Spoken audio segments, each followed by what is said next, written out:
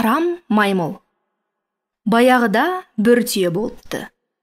Ол бұта басын шалып жеп, ағаш жапырағын сыдырып жеп, бірде ойда, бірде қырда кезіп жүр екен. Күндердің бірінде маймылдар жасап жатқан ну орманға келіпті.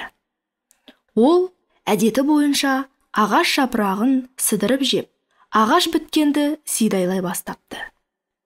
Ағаш басында секіріп жүрген маймылдар түйеге таңырқай қарасыпты. Маймылдардың арасынан біреуі: «Ой, досым, сен біздің жесек азық, жатсақ жамылғы, отырсақ төсеніш болатын жапырағымызды қидай сыпырып, орманымызды жалаңаштауың қалай?» депті. Маймыл досым, сен білмейсің ғой, мен бір рет тоя жеп, шөлімді қандырсам, 40 күн аштық пен шөлге шыдаймын. Биыл ағаш басы сояу болғанымен, келер жылы қайта көктеп, жапырақ жайып, мәуелейді деп, жапыраққа тойған түйе маң-маң басып кете беріпті.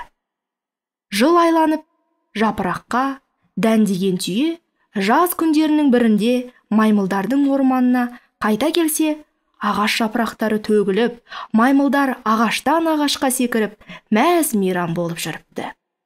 Баяғыдағы маймыл түйеге: «Ей, досым, аман келдің бе? Сен расында керемет екенсің. Жазымыз жадырап, көңілді өтіп жатырмыз. Бұдан былай екеуміз дос болайық», деп маймыл мен түйе араларынан қыл өтпейтіндей дос болыпты. Олар бір көлдің жағасын мекендеп, тұрмыстарын жақсы өткізіп, достық, барыс, келісті нығайта түсіпті. Бір жылы құрғақшылық жүріп, жан-жануарларға ауыр апат әкеліпті. Маймыл өз қамын ойлап, түйені өлтіріп, азық ету арам ойына келіп: «Екеуміз аштан өлеміз бе? Басқа жануарлар апаттың алдын алып, азық жинап, қамданып жатыр.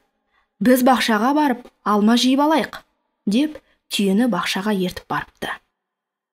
Түйе алмаға тойып алып, керіліп тұрғанда бағбан келіп қалады. Осы кезде залым маймыл ағаштан ағашқа секіріп, құтылып кетеді.